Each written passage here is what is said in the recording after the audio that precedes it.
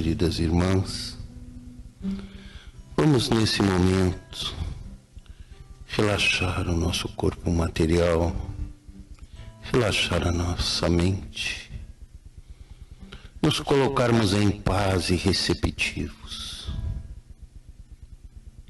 para tentar, através da nossa compreensão, absorver as palavras do Mestre Jesus, que nos disse: bem-aventurados aqueles que sofrem, elevando os nossos pensamentos a Deus e a Jesus. Vamos nesse momento orar aquele poema de luz e amor que o Cristo nos deixou, dizendo: Pai nosso que estás nos céus, santificado seja o vosso nome. Venha a nós o vosso reino de amor, paz, cura e prosperidade. Seja feita a vossa vontade, assim na terra como em todos os mundos habitados. Dai-nos, Senhor, o pão do corpo e da alma. Perdoa as nossas dívidas, na medida em que perdoamos nossos devedores. E não nos deixeis, Senhor, sucumbir às tentações, mas livra-nos de todos os males, hoje e sempre. Que assim seja. Graças a Deus, graças a Jesus.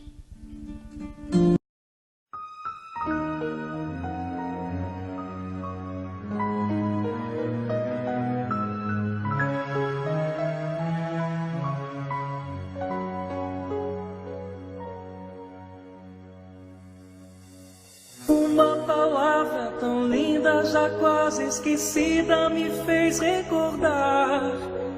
Contendo 7 letrinhas e todas juntinhas se lê cativar. Cativar é amar, é também carregar um pouquinho da dor que alguém tem que levar. Cativou, disse alguém, laços fortes criou. Responsável tu és pelo que cativou. Num deserto tão só, entre homens de bem, vou tentar cativar, vou viver perto de alguém. Vou tentar cativar, vou viver perto de alguém.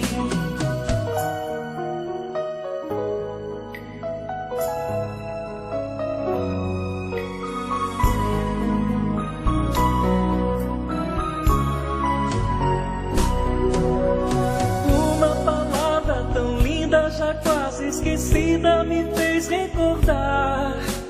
Contendo 7 letrinhas e todas juntinhas se lê cativar. Cativar é amar, é também carregar um pouquinho da dor que alguém tem que levar. Cativou, disse alguém, laços fortes criou. Responsável tu és pelo que cativou. Num deserto tão só, entre homens de bem, vou tentar cativar, vou viver perto de alguém. Vou tentar cativar, vou viver perto de alguém.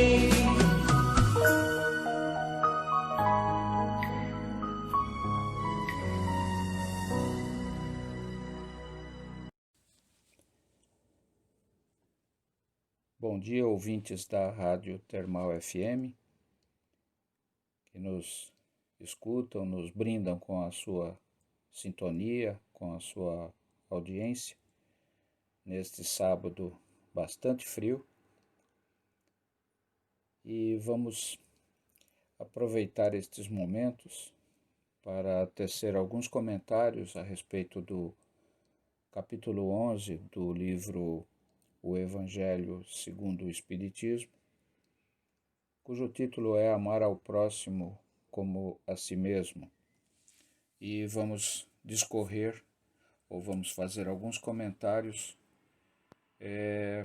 referenciados no item 11 e 12, que falam sobre o egoísmo. Itens estes que identificam o egoísmo como sendo uma das maiores chagas, eu diria talvez uma das maiores dificuldades que o ser humano enfrenta no autoconhecimento e na modificação de si mesmo. Kardec, numa de suas obras, nos sugere, à guisa de hipótese, que o egoísmo estaria ligado ao instinto de sobrevivência que todos nós trazemos dentro de nós mesmos, instinto esse que nos leva, como nos levou no reino animal, à busca da sobrevivência, da alimentação, da proteção e da autodefesa. Muitas vezes, se prestarmos atenção, vamos nos encontrar em situações de possibilidade de conflito, de disputa, de concorrência, de competição com o nosso próximo, seja ele único ou em grupo. E aí podemos perceber claramente esta faceta do nosso comportamento, faceta esta que está arraigada no nosso íntimo e a trazemos desde muito tempo. Hoje, à luz dos ensinamentos que a doutrina espírita nos traz, à luz dos ensinamentos que nos foram legados pelo Cristo, na sua atitude de servidor daqueles com quem convivia, servidor às últimas consequências, uma vez que até sua vida física ele a deu, sem manifestar qualquer tipo de resistência ou contrariedade, e nos legou este importante exemplo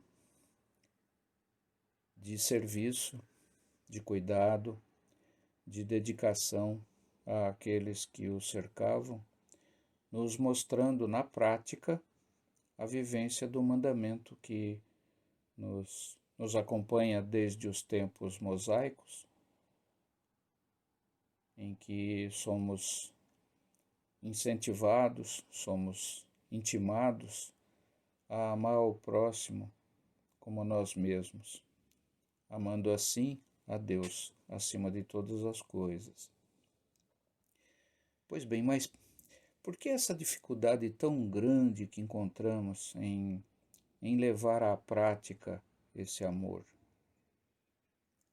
É fundamental que nós nos lembremos que, além deste aspecto, também lembrado por Kardec, esse aspecto instintivo, somos treinados desde a nossa infância para competir. Se formos voltar, o nosso gravadorzinho do tempo à nossa infância, vamos escutar de muitos dos nossos familiares a guisa de incentivo, de mexer com os nossos brios, escutar frases do tipo: olha, veja fulano ou fulana, por que você não se parece com fulano ou fulana, não age da maneira como estes exemplificados agem, por que você não busca ser até melhor do que estes citados? Por que, enfim, que você não se espelha neste ou naquele para ser melhor? E é evidente que quando a gente ouve isso na nossa infância, quando a gente ouve isso no tempo em que os nossos pais, os nossos familiares buscavam nos incentivar a melhorar a nós mesmos, de certa maneira somos ou éramos, né, incentivados a competir, a buscar sermos melhores do que aqueles citados. Não com o propósito de nós nos tornarmos melhores do que nós mesmos, ou ainda sermos mais eficientes na nossa capacidade de ajudar, de interagir com a sociedade, etc. Não. É a busca de exacerbar o individualismo, na medida em que éramos ensinados, e somos até hoje, porque a sociedade continua esse tipo de instrução, somos incentivados a buscar o sucesso, aquilo que o mundo chama de sucesso, para que nós tenhamos destaque, ou seja, para que nós nos mostremos como vencedores. E o vencedor, na concepção da sociedade, é aquele que tem os bens de maior destaque, os veículos de maior potência, as casas mais esplendorosas, mais amplas, enfim. O sucesso, ele é materializado, ele é demonstrado através dos bens. Nós ainda falhamos enquanto sociedade no ensinar os nossos pequenos, ensinar os nossos filhos, ensinar aqueles com quem nós convivemos a sermos cooperativos. Eu acho que a grande maioria de nós já deve ter tido contato com uma palavra de origem africana, a palavra é Ubuntu, já devem ter ouvido falar disso, talvez tenham até visto os vídeos que circulam na rede mundial, na internet, nos mostrando que há uma cultura em determinada ou determinadas tribos africanas em que todos se reúnem para obter um resultado que beneficia a todos. E quem assiste ou já assistiu esse vídeo, e quem não assistiu, eu incentivo que assista, vai perceber de uma forma assim desconcertante para nós ocidentais que, ao invés das crianças serem incentivadas a literalmente deixar os demais para trás, eles buscam a chamada vitória na nossa concepção, ou seja, buscam chegar aos seus objetivos enquanto grupo, enquanto comunidade. E isto serve para ilustrar como nós funcionamos enquanto sociedade. Os espíritos nos falam aqui nas suas instruções a respeito de ser o egoísmo uma chaga, e, enfim, nos mostrar de maneira assim bastante clara, bastante forte, eu diria, que esta característica nossa, ela deve ser combatida, ela deve ser reformada, ela é motivo, ou deve ser motivo para nós de uma certa vergonha, enfim, de uma inadequação do nosso comportamento. Mas vejam, é muito difícil, né, nós trabalharmos determinadas características se nós não as enxergarmos, se nós não formos capazes de observar em nós mesmos determinados comportamentos e buscar através dessa visão, modificar esses comportamentos. Então, nós temos por natureza a busca daquilo que nos é importante ou que nós enxergamos como importante. A gente escuta aquele ditado popular, né, dizendo, se a farinha é pouco, o meu pirão primeiro, etc. E isto já serve para, de certa maneira, ilustrar como nós funcionamos, como nós agimos, como nós pensamos. E é importante que a gente se conscientize disso, né? Nós caminhamos para uma sociedade em que todos cuidarão de todos, e assim ninguém precisará se preocupar exclusivamente consigo mesmo, uma vez que haverá outras pessoas cuidando de nós, e assim podemos cuidar dos demais e nos despreocuparmos de nós mesmos. Agora, este é o paradigma, né, o objetivo a ser atingido. E para que possamos atingi-lo, evidentemente precisamos nos desligar de nós mesmos. Enquanto nós estivermos vivendo esse modelo, né, da farinha pouca e olhando para o nosso próprio pirão, dificilmente vamos conseguir deixar de lado as nossas mazelas causadas pelo egoísmo. Se olharmos à nossa volta, ao mundo como ele funciona hoje, vamos ver que basicamente todos os nossos males estão alicerçados no egoísmo. Estas disputas de poder, disputa de riqueza, né? Esta sede inaplacável de riqueza, enfim, de obter coisas, né, para si mesmo ou para os seus, acabou nos conduzindo, nos trazendo para esse modelo que vivemos hoje. Então, nesta situação que vivemos aqui da epidemia, isto fica muito claro, né?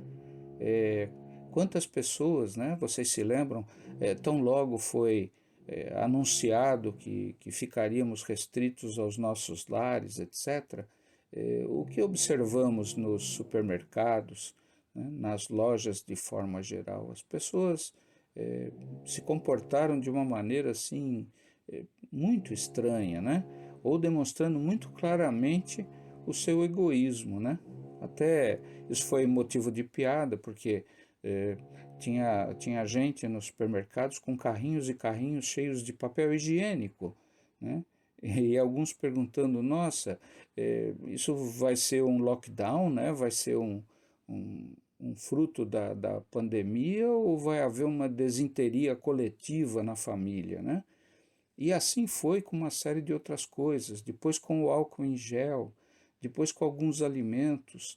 Enfim, as pessoas deixaram os seus consumos habituais de lado e buscaram armazenar de uma maneira irracional até uma porção de coisas e se esquecendo que quando eu vou e esvazio as prateleiras do supermercado, quem chega depois de mim não tem o que comprar.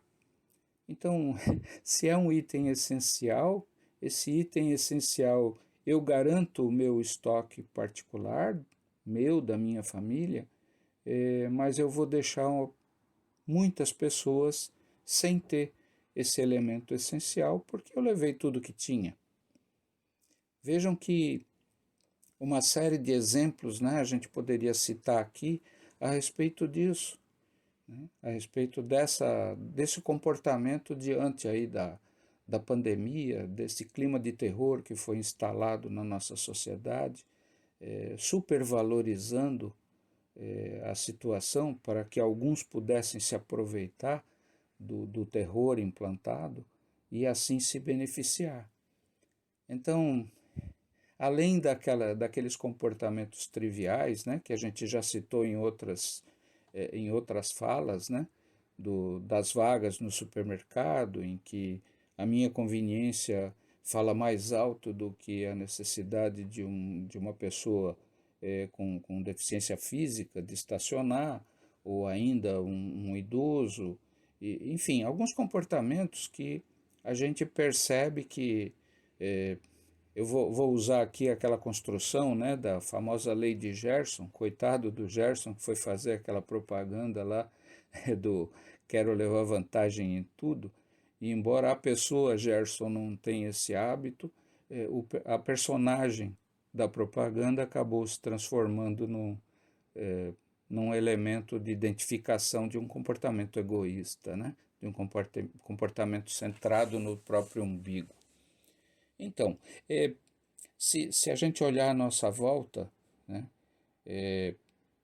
a gente vai encontrar uma série de comportamentos que mostram claramente como nós funcionamos nesta esfera, o quanto nós somos competitivos, o quanto a gente, apesar do discurso de amar Deus sobre todas as coisas, né, os discursos religiosos de uma forma geral, é irmão daqui, irmão dali, mas na hora que o bicho pega, como a gente diz, o irmão acaba esquecido, né? Aquele ser que nos cerca, ele não é mais o meu irmão, ele é o meu adversário, ele é o meu competidor, digamos assim, né? Alguém a ser batido ou vencido. E esse comportamento fica muito claro nestas situações extremas, porque quando o ser humano se vê ameaçado, o instinto da sobrevivência, como bem colocou Kardec, o instinto de sobrevivência, ele eu acho que eu não encontrei o verbo legal aqui, ele vem à tona, né? Desculpe aí a engasgada, ele vem à tona e mostra que, apesar de todo o discurso bonito, de todo o verniz social, etc., nós, no nosso íntimo, ainda somos um animal egoísta, um animal que quer sobreviver a qualquer preço. E não é muito agradável a gente se perceber assim, não é? A gente se sente mal, né? Principalmente se alguém nos aponta o dedo e diz, pois é, fulano, mas você tem um discurso tão bonito, né? Um discurso tão legal, você fala tão bem sobre os princípios evangélicos, etc., mas aquele dia na fila você olhou lá para frente, viu que alguém estava distraído e, né, sorrateiramente você se deslocou e foi se posicionar lá. Então, para que nós não nos alonguemos, né, nesse tema, porque isso dá muito pano para manga, né, tem muito assunto a respeito, vamos ser um pouco mais conscientes. E o que é ser consciente? Vamos prestar mais atenção em como nós nos comportamos. Vamos ter mais atenção nos comportamentos e depois, né, sei lá, no fim da tarde, no início da noite ou antes de dormir, vamos dar uma olhadinha em como foi, como é que a gente funcionou durante o dia, né? A gente se mostrou proativo no sentido de ser útil àqueles que nos cercam, a gente identificando uma situação em que a gente poderia ajudar de alguma maneira, a gente se prontificou a fazê-lo, ou a nossa conveniência pessoal falou mais alto, né? Como é que nós fomos naquele dia, naquelas situações que vivemos naquele dia? E vamos analisar esses nossos comportamentos, essa nossa postura diante da vida, principalmente diante do próximo, e sermos juízes bastante duros conosco mesmos. Porque a gente costuma pensar assim, não, mas eu agi dessa maneira, porque afinal todo mundo faz isso, né? Então, já que há uma multidão fazendo, eu assumo que aquilo é o que deve ser feito e vou fazer, independentemente dos meus princípios. Isso não nos ajuda a progredir, não nos ajuda a modificar isso, né? Tem eu não me lembro neste momento aqui o nome do escritor, mas um escritor famoso que diz que há pessoas, né, há seres que passam por uma floresta, né, e na sua exuberância natural, eles só conseguem ver a lenha para sua fogueira, a lenha para sua lareira. E é interessante pensar isso, né? A gente olha para o mundo, a gente olha para a nossa vivência social e sempre pensamos assim, como eu posso me beneficiar com isso? Que benefício isto me traz? Enquanto o pensamento mais construtivo seria de que maneira eu posso ser útil, né? Como eu posso ajudar, de alguma maneira, a tornar esse mundo melhor. É claro que na nossa infantilidade espiritual, a gente se habituou a ter papai e mamãe, enfim, alguém para resolver os problemas. E é interessante porque a gente transporta isso para a vida social, né? Você tem um probleminha na sua rua lá, tem um buraco que está incomodando, alguém pode cair, etc. Que atitude você toma, né? Você pensa assim, puxa, o que eu podia fazer para contornar esta situação enquanto isto não é arrumado em definitivo, né? Essa é a nossa atitude, ou a gente pensa assim, não, isso aí é função da prefeitura, alguém lá tem que tomar uma providência, né? Esse tipo de postura já mostra a nossa imaturidade em termos de vida social, porque nós identificamos o problema, de tem um buraco lá na calçada e pode passar uma idosa, uma criança, um deficiente visual e cair, né? E puxa, e ninguém faz nada? E normalmente esse é o nosso discurso, não é verdade? Então, vamos ser um pouco mais proativos. É difícil, nas primeiras vezes a gente vai ficar, não, mas isso não é minha responsabilidade, eu não tenho nada com isso.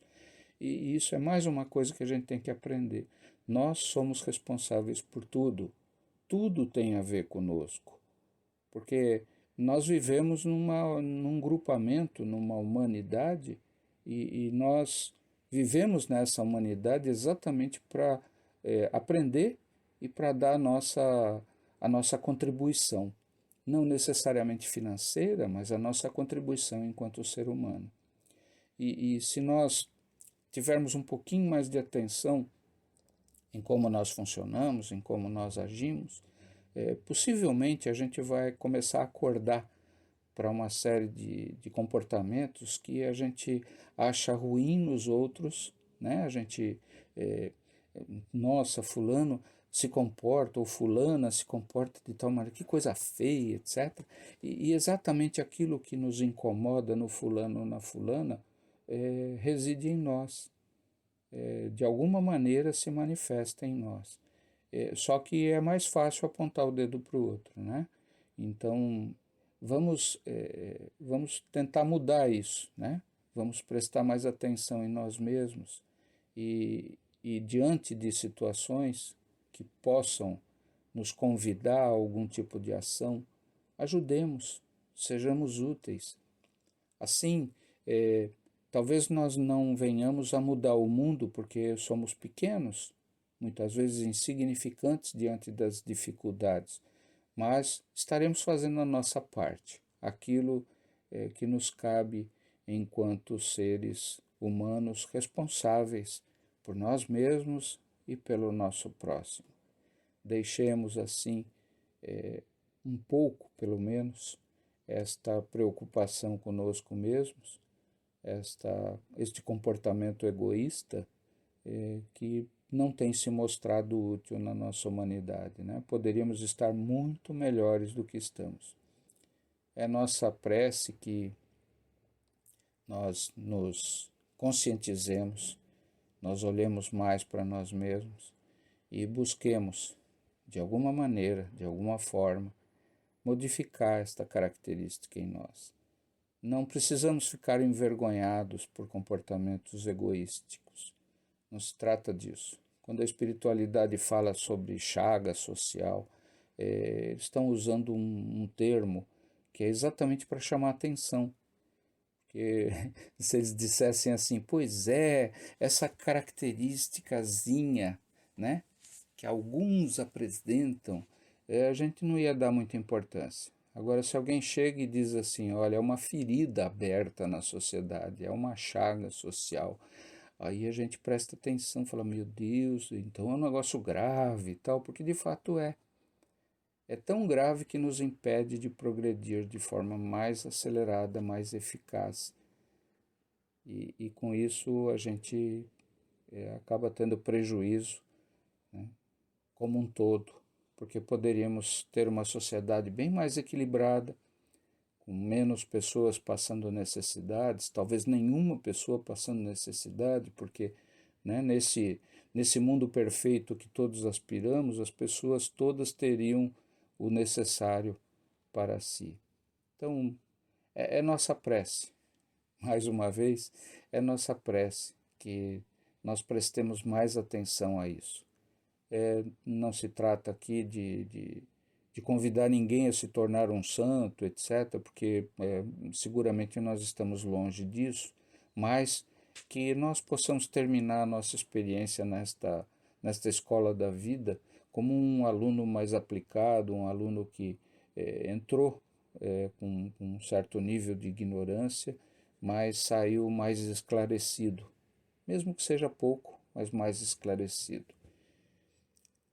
Que todos possam ter um final de semana saudável, um final de semana alegre na companhia dos seus familiares e que, de alguma maneira, nós acordemos para esta necessidade de progredir. Deus abençoe a todos, Jesus nos ajude neste processo de aprendizado.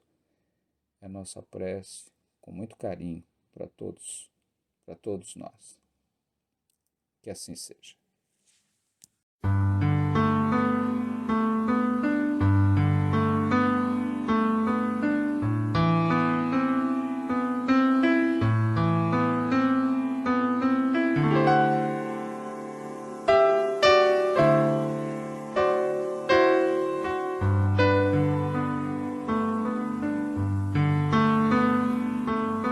Fica sempre um pouco de perfume nas mãos que oferecem rosas, nas mãos que sabem ser generosas,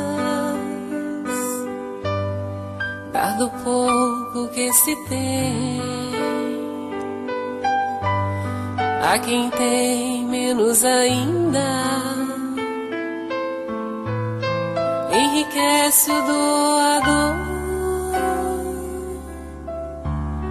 faz sua alma ainda mais linda, dar ao próximo a alegria, parece coisa tão singela aos olhos de Deus, porém,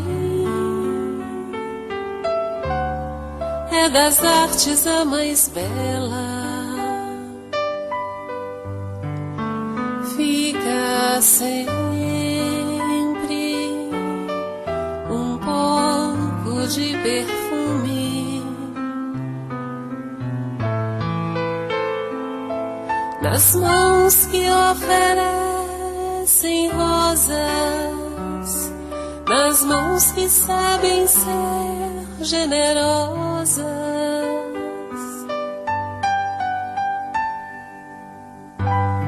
dar do pouco que se tem a quem tem menos ainda, enriquece o doador, faz sua alma ainda mais linda,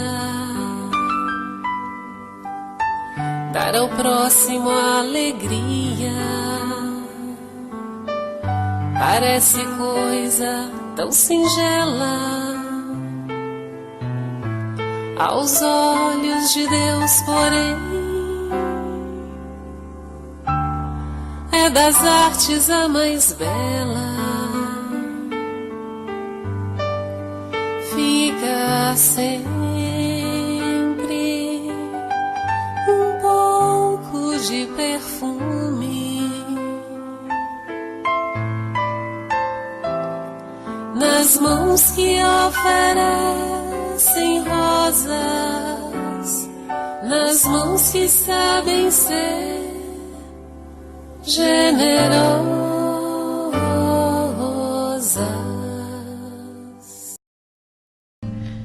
Então, queridos irmãos, neste momento em que nos preparamos para o passe, que cada um possa elevar bem alto seus pensamentos, ir ao encontro de Jesus, podendo também levantar suas mãos, ou levar sua mão ao seu ferimento, à sua dor, à sua angústia, à sua dor física, à sua dificuldade do momento.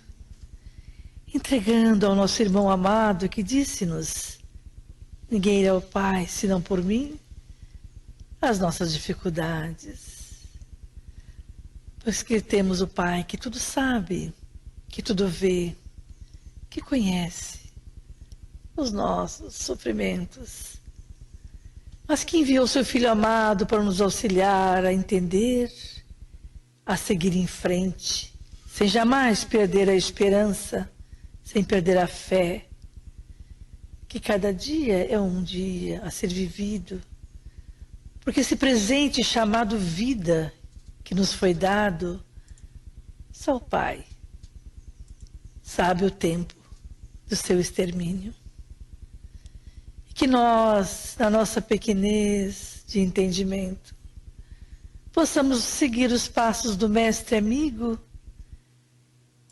e seguir os seus ensinamentos, colocando em prática, principalmente, o seu amor. Pedimos, Pai amado, que neste momento toda a humanidade seja envolvida na tua luz de amor, encarnados e desencarnados. Que cada irmão possa receber um abraço amigo na forma de conforto espiritual, na forma do perdão, na forma de paz, de harmonia. Que cada lar seja visitado por um anjo amigo e assim o equilíbrio se faça. Vamos colocar a luz de Jesus como uma alegria imensa a invadir os nossos seres neste momento. Quando dizemos o poema de amor que esse mestre amigo nos ensinou, para que quando quiséssemos falar com o Pai, elevássemos bem alto o nosso pensamento, dizendo: Pai nosso, Pai de todos nós, que estás nos céus, na terra, em todos os mundos habitados, santificado seja, Pai, o teu nome. Que venha a nós, Pai, o teu reino, mas o teu reino de amor, Pai, de justiça, de caridade. Que seja feita sempre a tua vontade, Pai amado, acima da nossa aqui na terra. O pão de cada dia dá-nos hoje e sempre. Perdoa, Pai, as nossas dívidas, assim como soubermos perdoar aos devedores. E não nos deixes, Pai, cairmos em novas tentações terrenas. Livra-nos de todo mal, agora e sempre. Que cada um possa estar recebendo esse abraço amigo. Que cada irmão que abreviou sua vida, ou que tem intenção de fazê-la, possa ser colocado no colo de Maria, Mãe de todos nós, que com o seu amor incondicional afaga a cada um, fortalece a cada um, ama, consola e perdoa, compreende e ampara, hoje e sempre. Muita paz, meus irmãos, muita luz. Fiquem com Jesus. E que assim seja.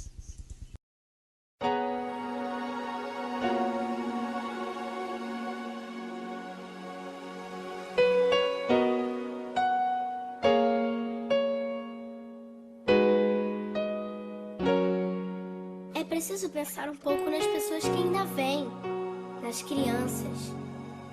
A gente tem que arrumar um jeito de deixar para eles um lugar melhor, para os nossos filhos e para os filhos dos nossos filhos. Pense bem.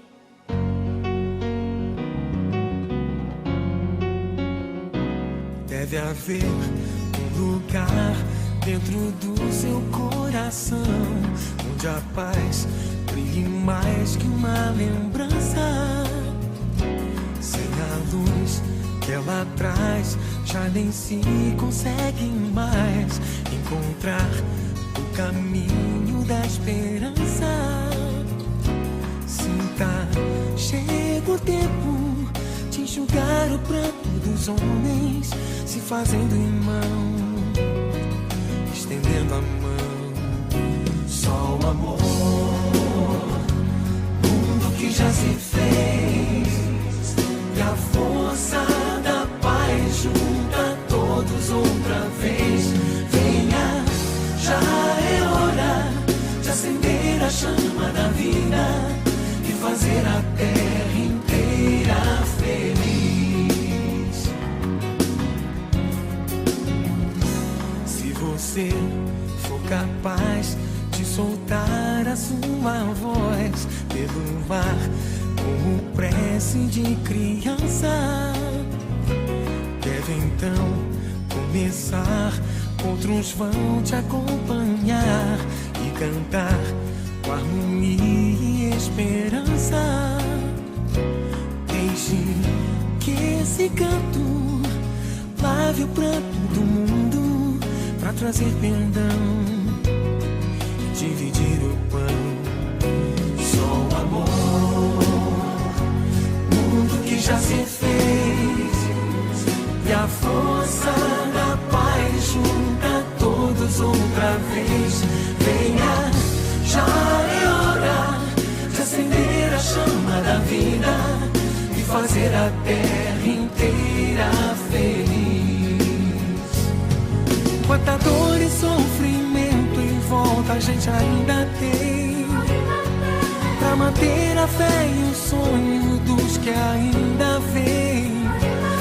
A lição pro futuro vem da alma e do coração, é buscar a paz, não olhar pra trás. Com amor, se você começar, outros vão te acompanhar e cantar com harmonia e esperança. Deixe que esse canto lave o pranto do mundo pra trazer perdão e dividir o pão.